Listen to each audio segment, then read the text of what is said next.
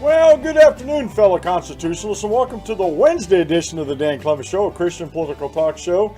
I'm your host, Dan Clements, your constitutional warrior fighting for your right just to be an American. It is August 9th, the year of our Lord 2017, and remember, I'm dialing the clocks back. Remember, we're a hyphen-free, PC-free zone. God is still in control, and He does love you. And I'm broadcasting live from the Hemlock Studios here in the beautiful central Susquehanna Valley in the great Keystone State. Hope you are having a wonderful day, a fantubulous day. I'm having a very good day, although my muscles are sore this morning, folks. I finally got in with the therapist at the Y, and she was showing me some of these exercises to do with a swimming pool noodle. And some of these, they look like barbells, but they're floating weights. And I was just swimming and walking in the water. And all she was doing was showing me. I was doing it as she was showing me, but I wasn't really concentrating on it. Man, oh man, what a workout. That was a fantastic workout. I feel great, except for, like I said, I'm a little bit muscle sore, but it's not the pain that I've been having with fibromyalgia. So I'm hoping that this, at least the part of the pain part, this aquatics therapy is going to be helping me. Like I said, I feel real good this morning after that. And so it's been a busy morning. I actually got to take my daughter in with me. She has a lady that she stays with during the day. It's part of the county program she's a part of that works with her at the Y. And so my daughter gets to go swimming twice at the Y today. She goes through Zumba once. And then the lady has a swim pool at home, so if it's warm enough, they'll dip in the swim pool today. So my daughter, hopefully, when she gets home this afternoon, she's going to be exhausted. But also has a good day, and she really likes people, and everybody, especially the women there, they were really laughing at her because she was trying to talk to them and trying to help people in the pool and telling people what they need to do in that. And that's just my daughter's habit to do there. So like I said, I'm glad she had a good time. I've had a fantastic morning so far. And I had a fantastic time researching the show today.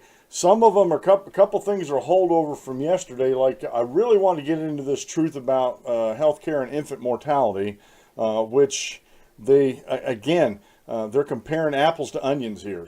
I'm not even talking about, I think a closer comparison would be apples to oranges, because at least they're in the fruit family. But when anti-freedom folks out there start talking about this stuff, healthcare and government and compassion and stuff like that, they are comparing apples to onions. Now, this gentleman I've been talking to named Tom on YouTube, and he sort of gave up, because I don't give up. I will continue. I don't badger, but I'll continue. If you're going to continue to comment to me and we're in a good conversation, I'll press my points and keep pressing them, coming at different angles and stuff like that. I just, after a while, I think these anti-freedom folks, they just don't have the stamina to keep up with freedom and liberty. They really don't. But one of the things that really bugged me, what he said in one of his comments, was about my level of compassion. That he thinks freedom folks like me have no compassion and no milk of humanity. That's my word. He said something about humanity in there. And I could go over here and just might do that. Let me see here if I can find this one he was actually talking about. See if I can open that in a new tab. But anyway, and we'll get into this.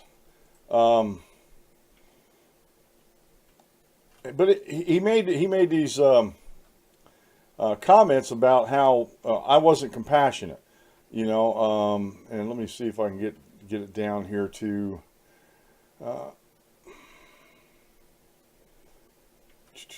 but I'll find it here. I got to expand a lot of stuff in here. He's anti-freedom, and this is his comment. He says, anti-freedom, ? Laughing out loud. I start calling folks like you anti-compassionate and anti-human. Your idea of freedom is an illusion. Do you have any control over where your tax dollars go? Now, see, this is where anti-freedom folks, they always want to take this freedom idea and strip it out of your hands and take it into the government. Do you have any freedom over where your tax dollars go?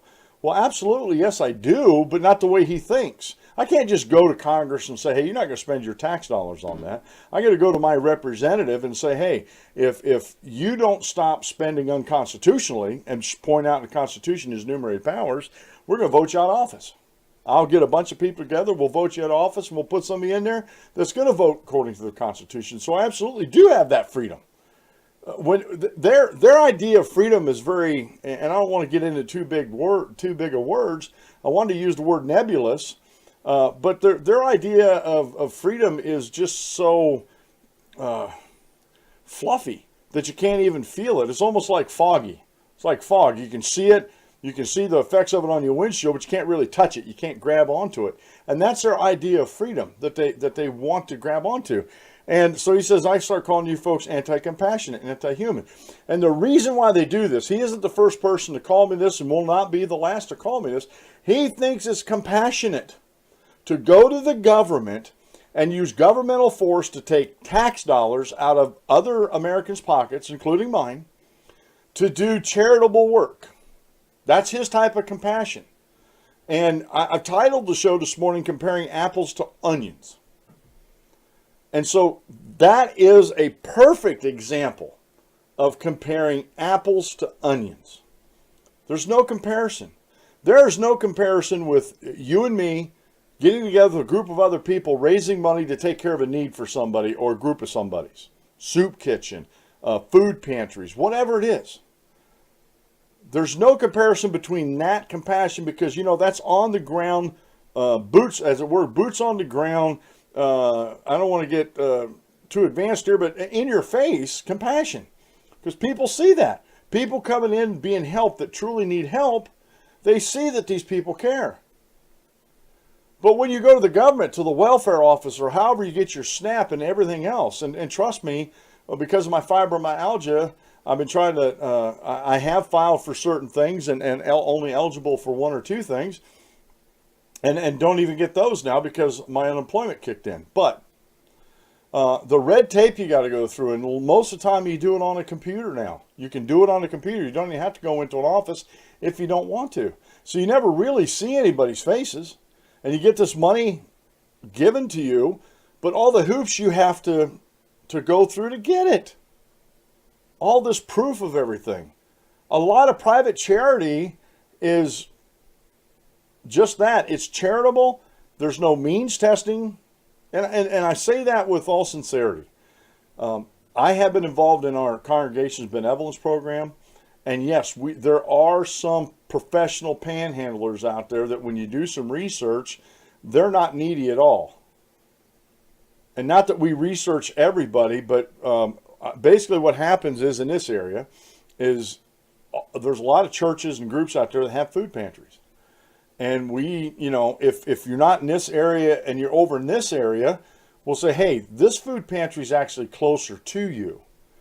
And we have these contact numbers, and sometimes we get together, and there's some people that there's a pattern that it's constantly boom, boom, boom, boom, boom, boom, boom, that they go around, and come to find out, maybe they don't need the help. More people than not. And this is the way charity should be. This is the way we operate at our congregation. That we give people the benefit of the doubt. We do not govern into margins. If someone comes in there and that really doesn't need it, he or she is just gaming the system. The way we look at it is that God will judge that. God will take care of that.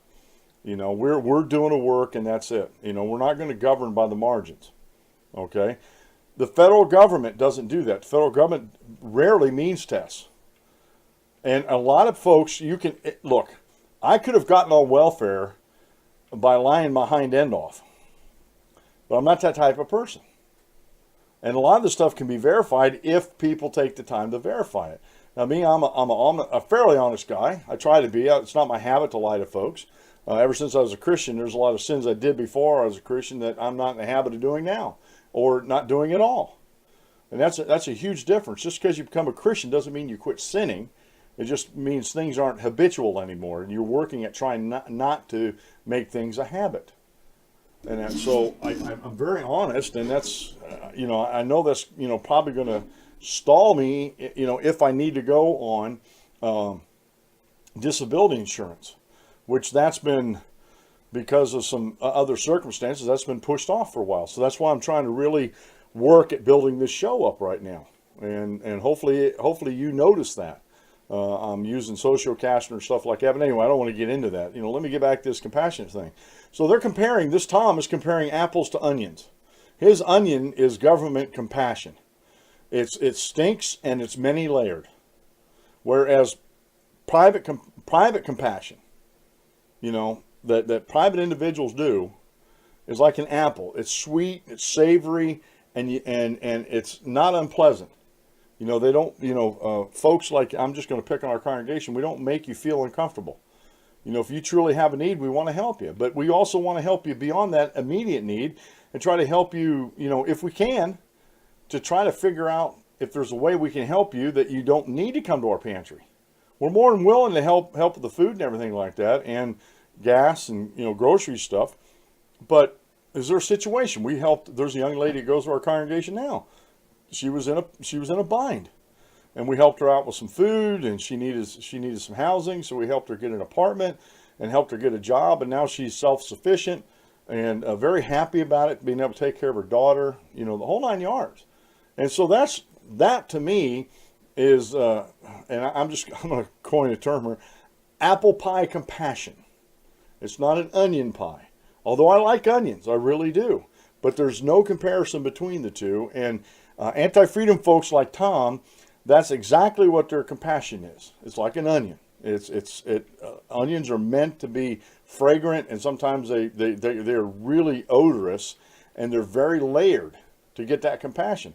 So how can you say that you have compassion for somebody and not do anything personally about it?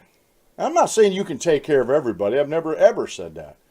But there are groups of people that get together that are beyond and outside of the government, to get together to take care of certain issues, whether it's hunger or health, whatever. And yet, I'm told, because I want people to be free from the government, I want people to stand on their own 2 feet if they're capable of doing so. I use my daughter as an example, my special needs daughter. If they're capable of doing so, I want to help them. And I think that makes for a better society. I think that makes for better folks.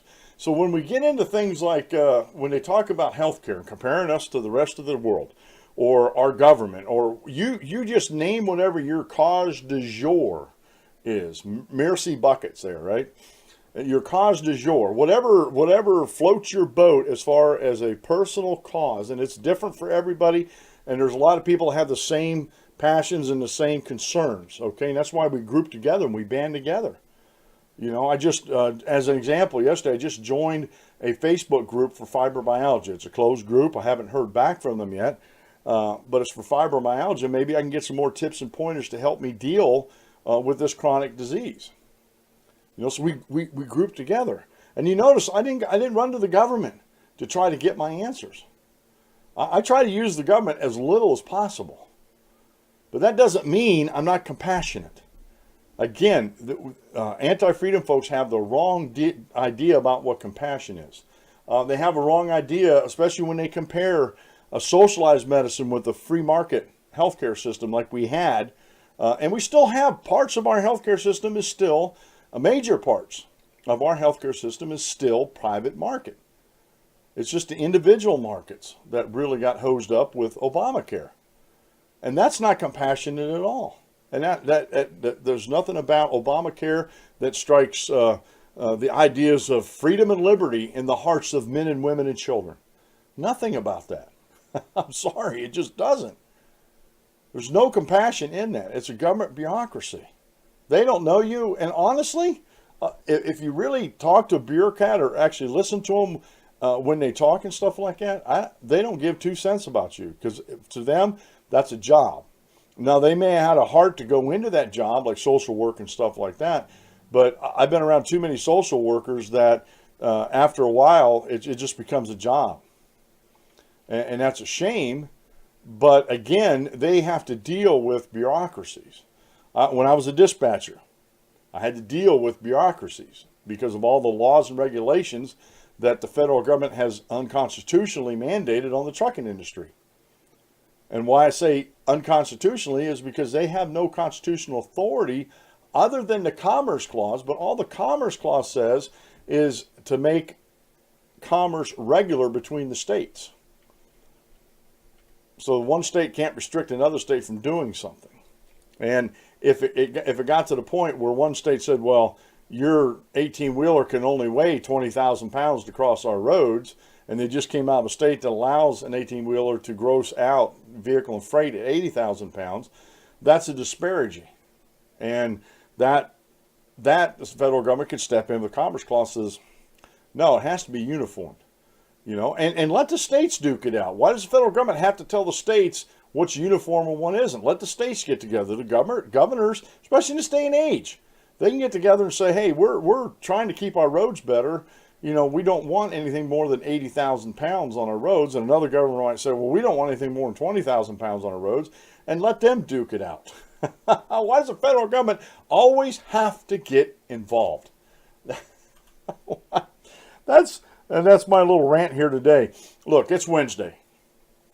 Are you the handyman in the house?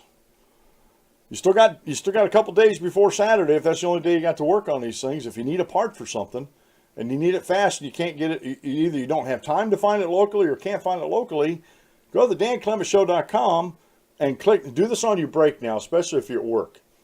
Go to the danclemenshow.com and click on the Sears Parts Direct widget. And you'll get 10% off all your lawn equipment and more. Lawn equipment, parts for that, parts for appliances, all that kind of stuff. And you'll see the offer code there when you go to the danclemenshow.com for all your parts and accessories for all major brands and even some minor brands, because even the minor brands are made by a major manufacturer somewhere along the line. I got a Husky that's made by MTD, which makes a lot of mowers for a lot of different name brands. So if you want to keep your sweetheart and your sweetheart happy and your honey-do list short, and you're afraid you're going to run out of time getting them parts, fear not. Fear not. Go to the danclemenshow.com, click on Sears Parts Direct, enter the offer code there. You get 10% off all of your orders, and you'll get it by Saturday. All right. Today's daily Bible reading comes out of the book of Psalms, chapter 119, verses 127 through 131. Therefore I love your commandments more than gold. Yes, than fine gold. Therefore, all your precepts concerning all things I consider to be right. I hate every false way. Your testimonies are wonderful. Therefore, my soul keeps them. The entrance of your words gives light. It gives understanding to the simple. I opened my mouth and panted, for I longed for your commandments. Now, this is one of the reasons why King David in the Old Testament was considered a man after God's own heart, because of ideas and his wordings that are put forth like this. Today's quote meal comes from Rachel Joy Scott. I have this theory that if one person shows compassion to another, then that person will start a chain reaction of the same. Now, I didn't hunt this one down. This one popped up in my musings today as I was doing the show prep. I don't put my short Bible lesson or quote meal or Bible reading until the morning of, and because I have those in a folder on my in my email handler. Today's short Bible lesson comes from Jack Wilkie at focuspress.org. Sunday morning isn't enough. And there's a lot of quote-unquote Christians out there that think, I came to worship on Sunday morning and that was it. And you never see them again until next Sunday. They don't go to Sunday night. They don't go to Wednesday night. Now, again, I hate having to qualify this because I've had people, some people just can't make it. And I'm one of them. Sometimes I cannot make it in the evenings because evenings are worse for me because the day has worn on. And so I have a problem getting there on those. But I'm not talking about people who have physical or job restraints.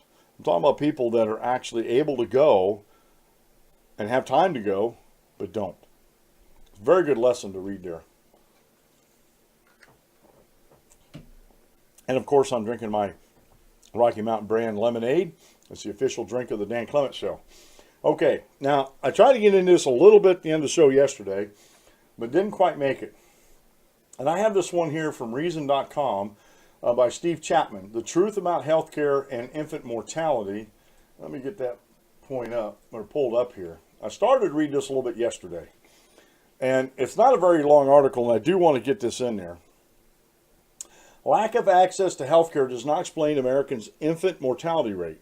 And see, this is where, when you get talking about health care and they start comparing our health care system, are mostly private still, even though there's Obamacare out there, there's a lot of big companies and even smaller size companies that are still have insurance through insurance providers that are not on the Obamacare exchanges. And so we still have somewhat of a free market healthcare system in here, although my anti-freedom folks out there, my buddies, my pals, want to argue that point, but I don't know how you argue something that's actual fact. Okay, so they want to compare, and this is something you have to remember. We talked about this yesterday on the show. They want to compare a free market healthcare system to socialized medicine. Okay, and there is no comparison. And a matter of fact, I've been doing some research, and like I said, I don't have time to do all the research I'd love to do, but just a little bit of my research actually shows over in the socialized medicine countries, they're hiding some of the numbers. Again, we're comparing apples to onions.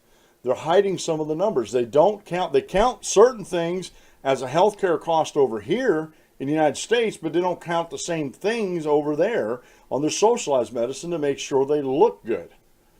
And a lot of the research I've been doing has been from, and I'm sorry to say this, has been from anti-freedom leaning folks out there that want the government to do all these things. And so again, the comparisons to compare our healthcare system with other folks' healthcare system in the world is, again, it's an unfair comparison. There is no comparison, okay? But especially when it comes to infant mortality, because once the anti-freedom folks lose that point on these comparisons, and that they actually hadn't thought it through on their arguments about how ours is mostly still privatized, and like I said, I'm going back on my wife's insurance. They've changed it and tweaked it a little bit, and actually, they didn't change theirs. I forgot that when I hired on the Mohawk Flush Doors, I want to make this correction. I was trying to get on to the temporary services healthcare insurance because it was very cheap for an individual. But come to find out, it was an Obamacare health exchange. And at the time, my wife's insurance, they were going through some changes. Hers was a little too expensive. Now the price has actually dropped, so we can get a family plan that we can afford, and which covers everything. So that they're still on a private plan, okay? But whenever they lose that argument, then they always go, well, you know, the Americans' infant mortality rate is just abysmal compared to the rest of the industrialized or Western countries in the world. Hold your horses, folks. Not so. And Mr. Chapman makes a very good argument. Steve Chapman makes a good argument here. The American medical system has the latest technology, the greatest variety of new drugs, and unparalleled resources. But anyone who thinks we're getting something great for our dollars inevitably encounters a two-word rubric: infant mortality. The United States is the richest nation on earth, but it comes in 29th in the world's survival rates among babies. This mediocre ranking is supposed to make an irrefutable case for healthcare reform. If we care enough to insure everyone, we are told, we should soon rise to the health standards of other modern nations. It's just a matter of getting over the weird resistance to a bigger government role in medical care. Now, I'm going to stop that there. And there is this idea out there from the anti-freedom folks that you guys are just weird, that you don't want government to help out with this. And again, I keep going back to the standards and the principles of liberty and freedom, and especially our Constitution. How it does not authorize the federal government to do so. No matter how much you want to contort it to say so, it does not. No matter what the Supreme Court says, it does not. I want to repeat, read my nose. Read my nose. It does not. All right.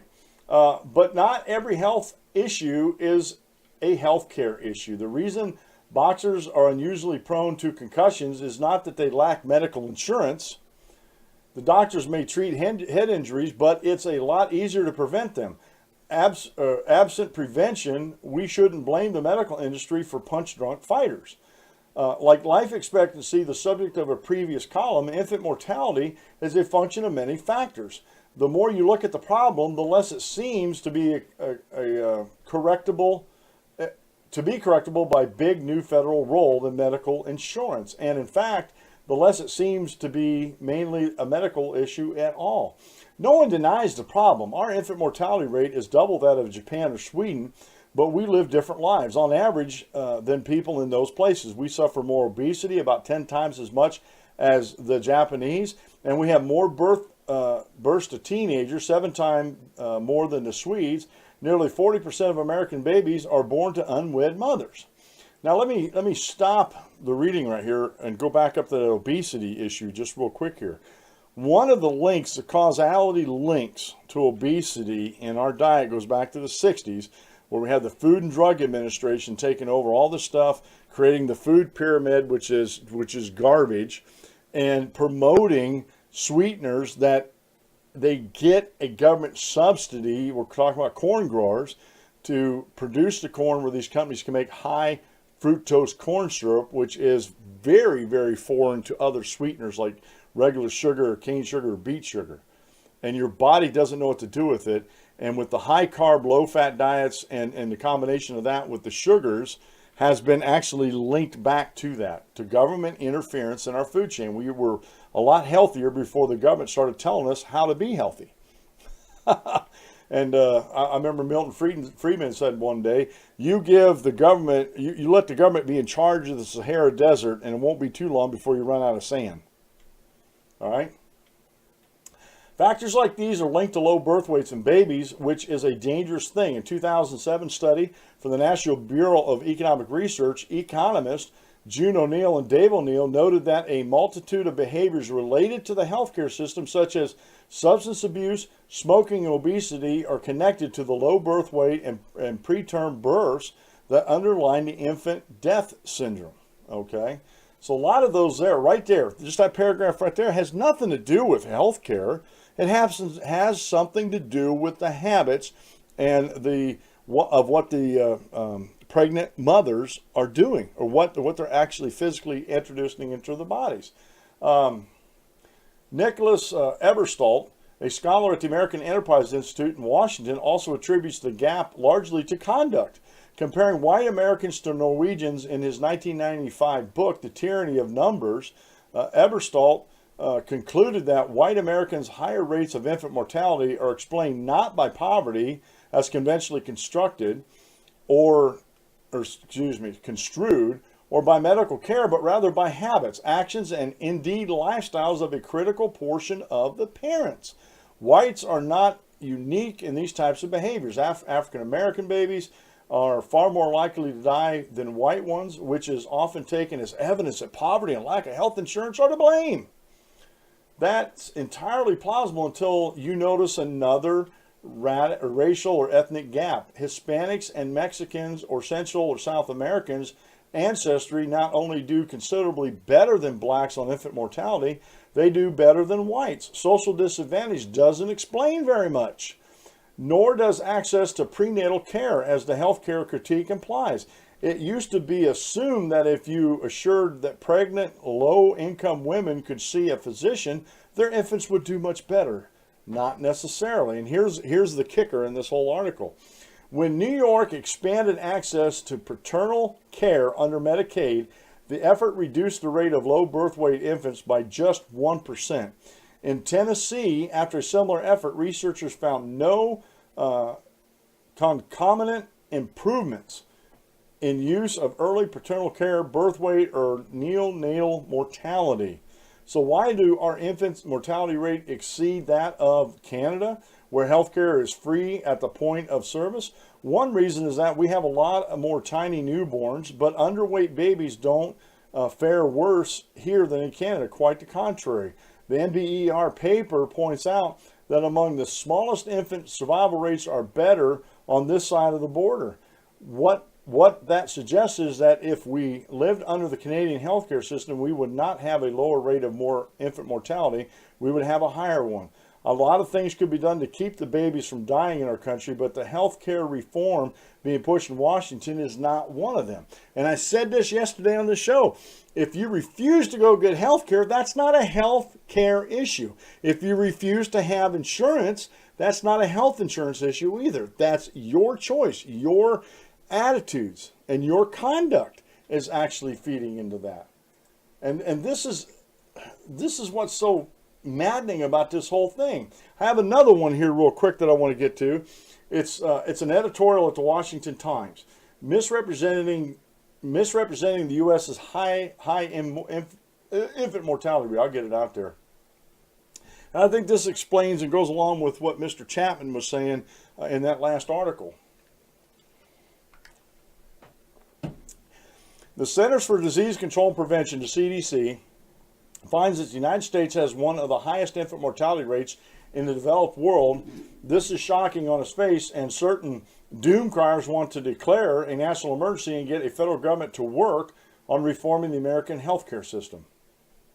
The CDC ranks the United States as 27th out of 34 developed nations, with a 6.1 infants for every 1,000 live births dying within the first year of life. More than 20,000 children do not live to see their first birthday. Now, this was written back in October of 2014, folks. By this measure, American infants are nearly 3 times more likely to die before turning 1 than infants in Finland or Japan. America spends more on health care than any other nation, but its infant mortality rate ranks behind countries such as Poland, Hungary, and Slovakia. These statistics are sometimes used to argue the United States should look to a model such as Portugal or the Czech Republic, which count half the mortality rate of the United States. Few would leave America to take their sick infant to find better care in Lisbon or Prague, but Salon, the web magazine, laments that shamefully high and completely terrible situation in U.S. hospitals. There's a statistical explanation for Americans standing in the CDC rankings. It may be that Americans put a higher value on human life among the least fortunate among us. In most developed nations, premature births are recorded in the statistics as miscarriages or stillbirths. Okay? The lives that doctors in those places don't attempt to save are never recorded as live births. Now, that's important. Like I said, we're comparing apples to onions here. So we've got to peel back the layers of those onions. 3 economists, Amy Chen of the University of Southern California, Emily Oster of the University of Chicago, and Heidi Williams of the Massachusetts Institute of Technology, found several ways that the CDC numbers fail to make a fair comparison. If hospitals in the U.S. are better at keeping very low birth weight newborns alive for a slightly longer period of time, the researchers concluded this could show up in the data as low neonatal mortality and excess post-neonatal mortality. Many countries don't try to save infants born prematurely or with severe birth defects. U.S. doctors go to extraordinary lengths to give these infants a chance at life. Such best efforts often fail, and the death becomes a misleading statistic. When the CDC excludes births before 24 weeks of gestation, the American infant mortality rate fell from 6.1% infant deaths per 1,000 live births to 4.2, a number comparable to the rest of the developed world's figures. While what's illogical is the sudden interest of the left in the survival of 20,000 infants when no concern is given, and this one makes me totally upset. When no concern is given to the lives of the 1 million unborn ended by abortion each year. This figure is likely to grow now that there's Obamacare to encourage abortion. The commitment to life, born and unborn, must be preserved regardless of what is the misleading statistics say. These other countries don't even go to the extremes that we go to save premature babies. I have a niece that was a preemie, and she spent a lot of time in a hospital, a couple months I think it was, before she was able to come home. They don't do this in other countries. They don't do this with other countries like, I'm telling you, if Charlie Gard was born here in the United States, he would have had that experimental treatment early on.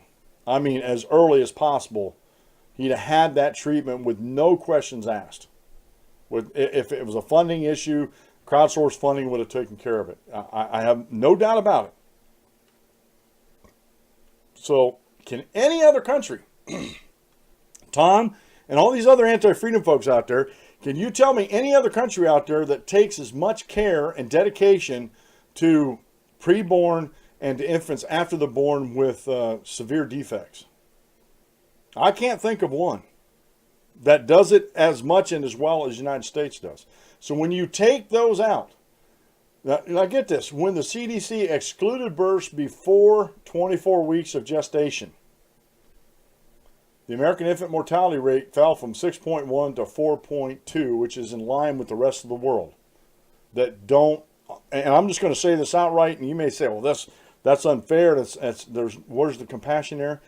These other countries, these other developed nations, especially in the UK, all these other socialized medicines, they can't afford, with their socialized medicine, to put as much money into trying to save a newborn or prematurely born baby. Matter of fact, I seen this operation years ago. This baby had a heart defect, and he was, I can't remember if it was a girl, I think it was a little girl, had a heart defect that they found while she was still in the womb, and she still had, it was like 8 weeks to go, before, a couple of months anyway, before she was going to be born, but they didn't think she was going to survive that long. So you know what the doctors did?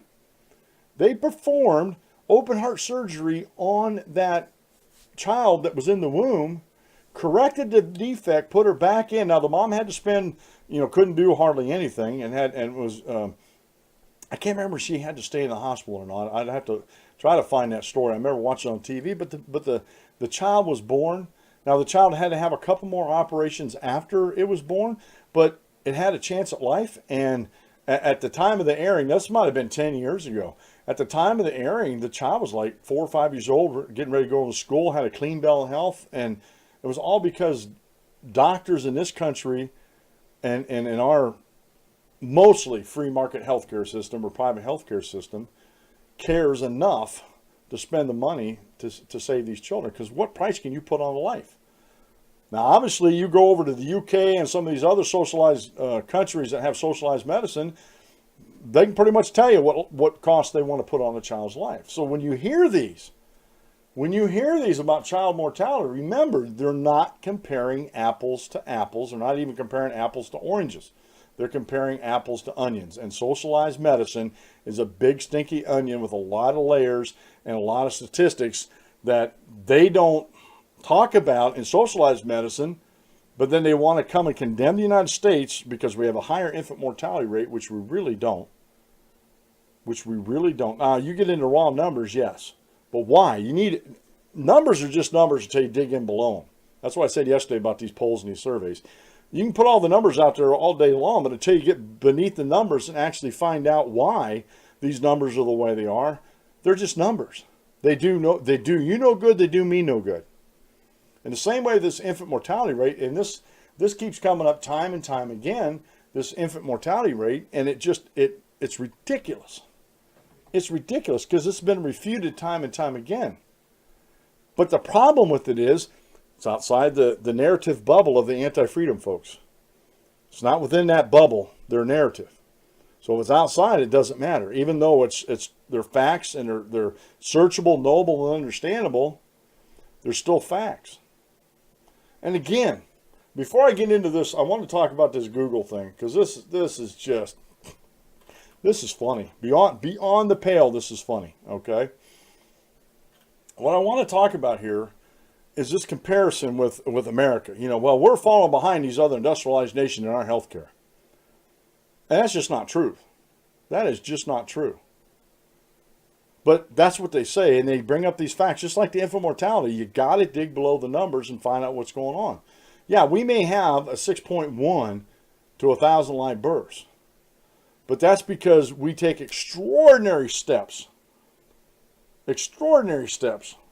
to allow them children to be born, to have a chance at life.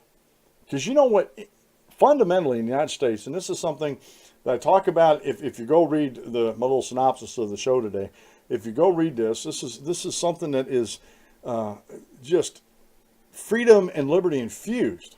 It's our Declaration of Independence, that we are endowed by our Creator with certain inalienable rights, that among these are life, liberty, and the pursuit of happiness.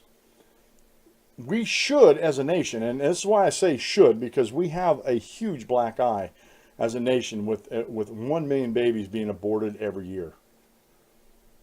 And 92% of them babies is because of the convenience, for the convenience of the mother or the father or both. It's not for medical. It's not for the life of the mother or anything else. It's for the convenience. 92%.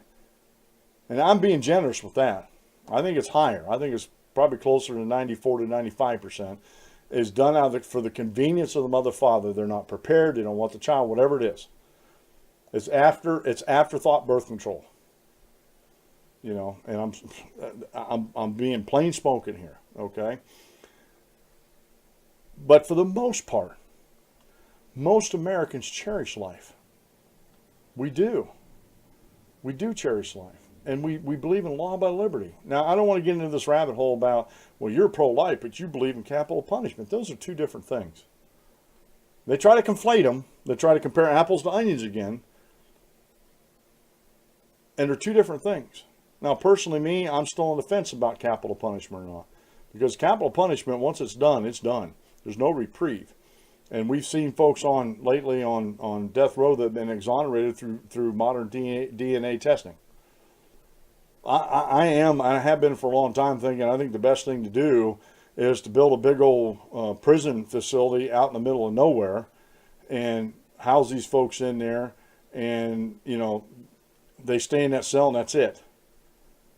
You know, there's no exercise, there's no getting out. People call that cruel and inhumane, but what about the person's victims?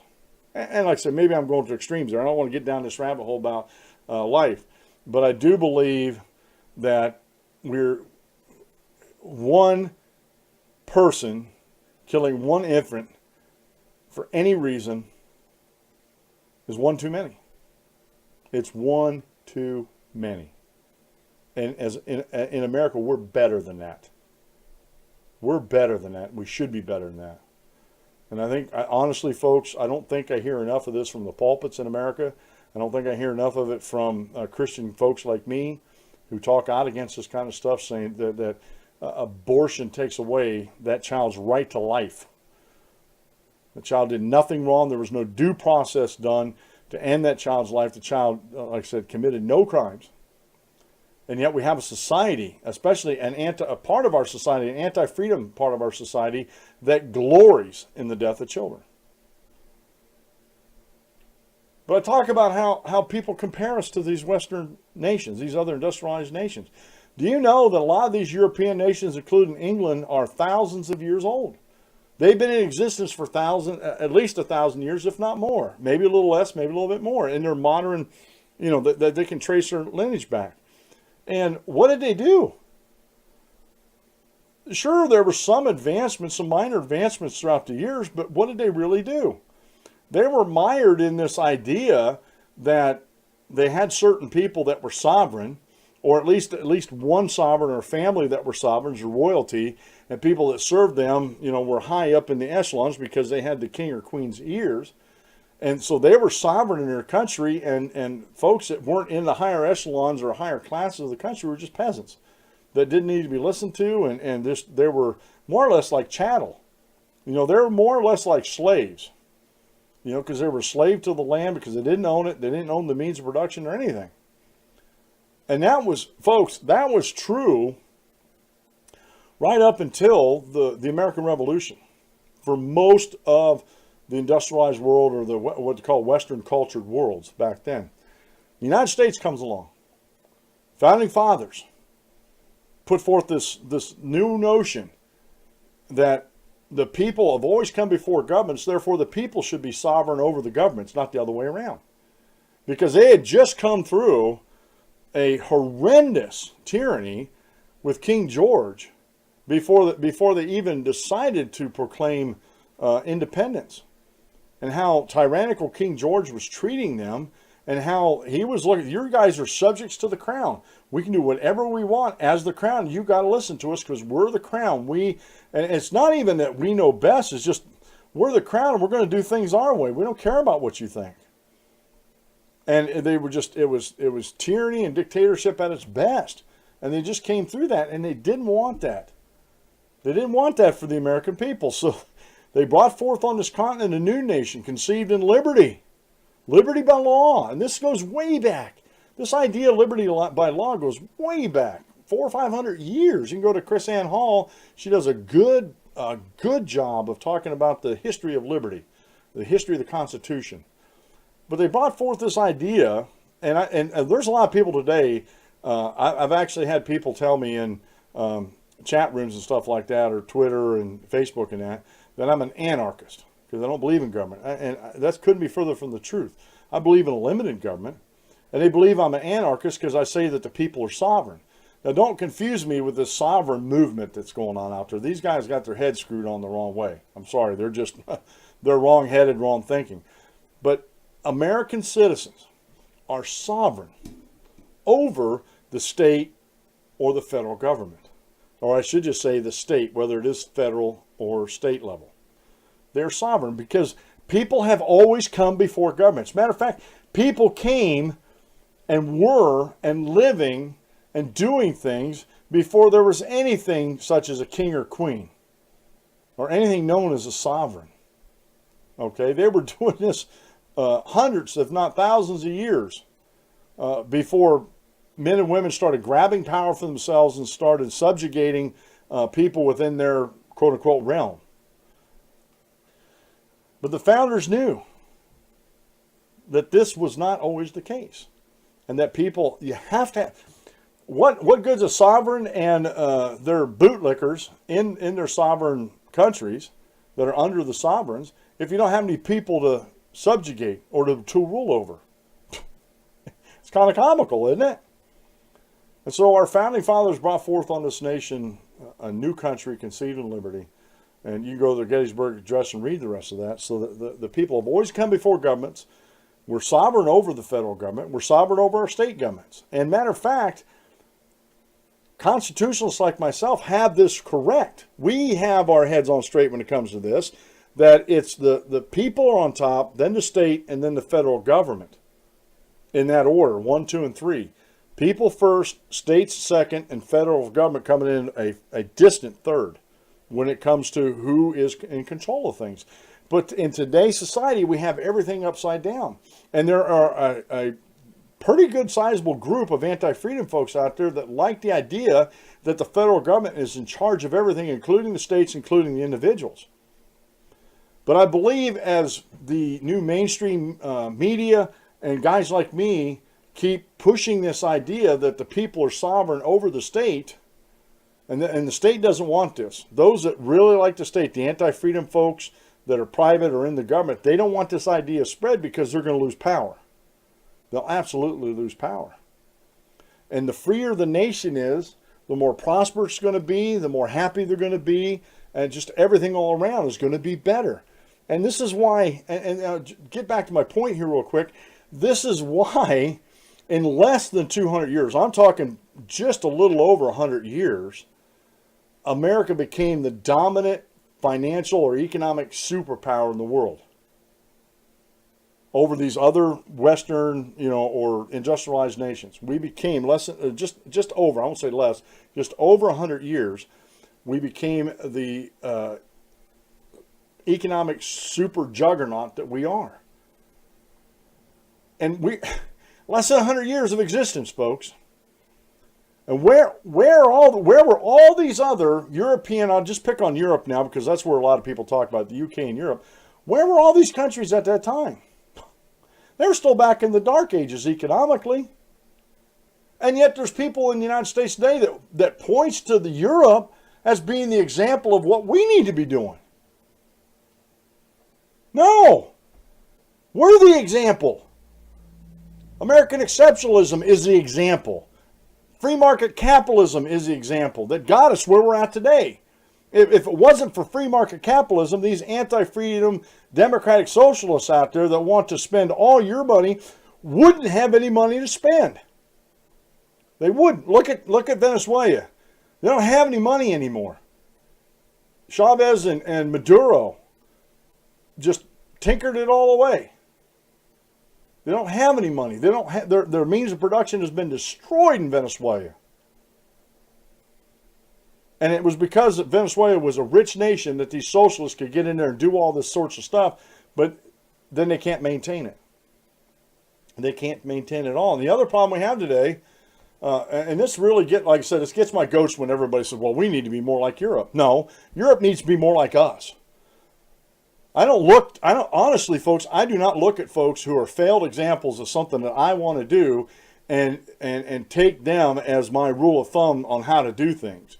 Actually, I look at them, the only thing I look at is how not to do things, sort of to go around the minefields of doing all this.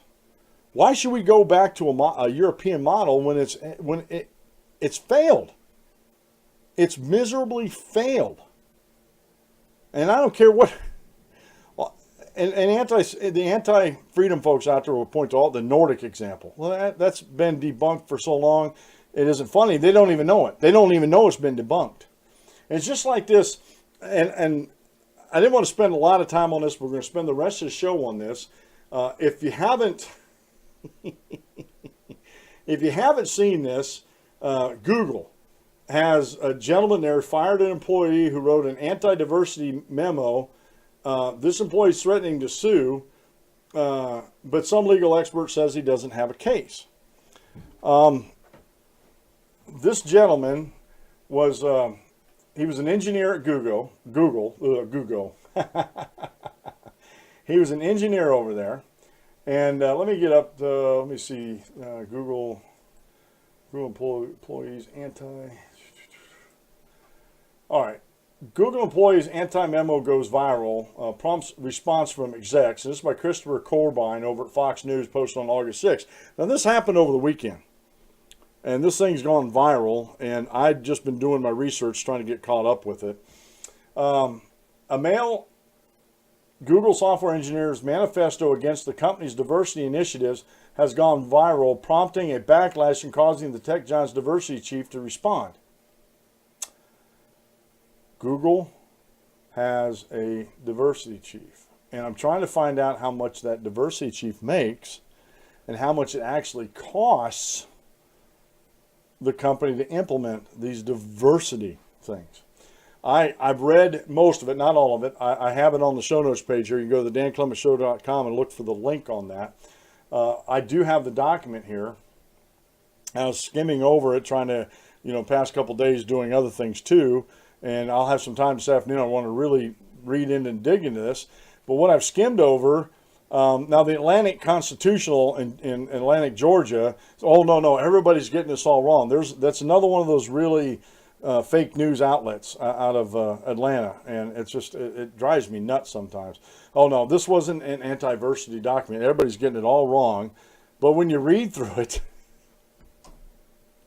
basically, the thing you take away from it, and like I said, you don't take my word for it, go read this.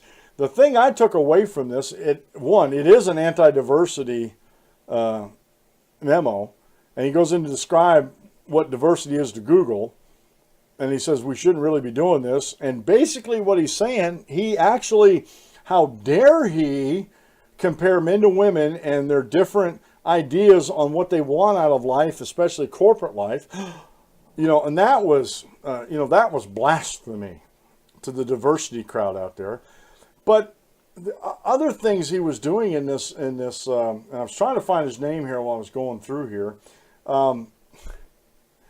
What he was doing was actually spelling out the difference between men and women and their different drives, and he's doing by the majority. Again, you got to remember the anti-freedom folks out there, they rule on the fringes. Whatever's fringe out there, that's what we're going to make our decisions on. And then the rest of the folks have to just abide by that, even though the rest of the folks out there, even in Google, like 50%, I was watching Louder with Crowder yesterday, and he had a chart up there, almost 50% of folks didn't see anything wrong with the memo. Either they agreed or didn't see anything wrong with the memo. And it's like, A lot of them agreed with it. So Google has a huge problem on their hands. If 50% of their employees either didn't agreed with what the engineer was saying or didn't see anything wrong with that. And so that's what happens when you run your company. I'm amazed. And this is the other thing is I'm amazed that Google still is financially above water. But anyway, he was going through talking about the difference between men and women. And then he was talking about instead of trying to hire people based on their race or ethnicity or this or that, diversity, identity politics, as it were, it should be merit-based. Whoever's best at the job and has the best qualifications should get it. Doesn't matter. Man, woman, race, doesn't matter. I like the cut of this guy's jib because that's the way it should be. It should be merit-based. But no. We have to be diverse. We have to satisfy the fringe in our society and leave the majority of our society to be sitting there scratching their heads like, life just passed me by. Why? It's just affirmative action is one of those head scratchers. Should be all merit-based, but it isn't. And again, this whole identity politics and this diversity out there just really grates my cheese. I have a video by Stefan Molyneux that does a really good job explaining this. I explained it real quickly, and if I had a half an hour to an hour altogether, I could really dig into this, and we still might. But that's not my real habit on the show to do. But if I read through that and I find some really juicy stuff, we'll talk about this more on Thursday's show. But he talks about what peeves me off, and he used a little bit stronger word, about the Google anti-diversity memo. And it's not that the memo was written, it talks about what Google is doing. And if you don't know this already, Google owns YouTube. And Google owns a couple other tech companies, but the two big ones, Google and YouTube. And what's happening on YouTube has a lot to do with this diversity culture that Google has set up, that's infiltrated into YouTube. And that's the reason why I have a hard time monetizing my channel. Honestly, before all this came out, I was actually getting ads that were playing in front of my videos when they would air, when you would watch them on YouTube. I haven't seen that in months. Now, I have some hope because I've seen some other political commentators like myself that don't swear and all that kind of stuff. I'm starting to see when I watch their videos, there's ads popping up there. So I am seeing that. But this is a huge issue in the United States, folks, this diversity issue. And it just amazes me how Google fired this guy. The lamestream media is defending Google. And I believe this guy is right about the whole culture. And all he did was write a memo. He expressed his opinions. He got fired. And matter of fact, a new social media platform that I'm on called Gab AI, G-A-B-A-I. It's a cross between Twitter and Facebook. They say they're an answer to Twitter, but the way they look, and they're going to have, I might be able to start live streaming on there in the future.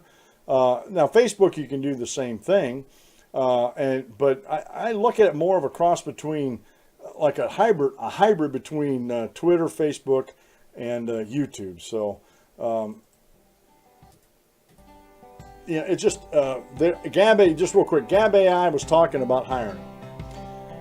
Whew, what an hour went by fast. Folks, we're going to pick this up tomorrow. We're probably going to talk a little bit more about this diversity at Google tomorrow. So hold on to your hats and tighten up your seatbelt for the ride. This has been the Dan Clements Show. I'm your host, Dan Clements, your constitutional warrior. Remember, if you aim at nothing, you hit it every time.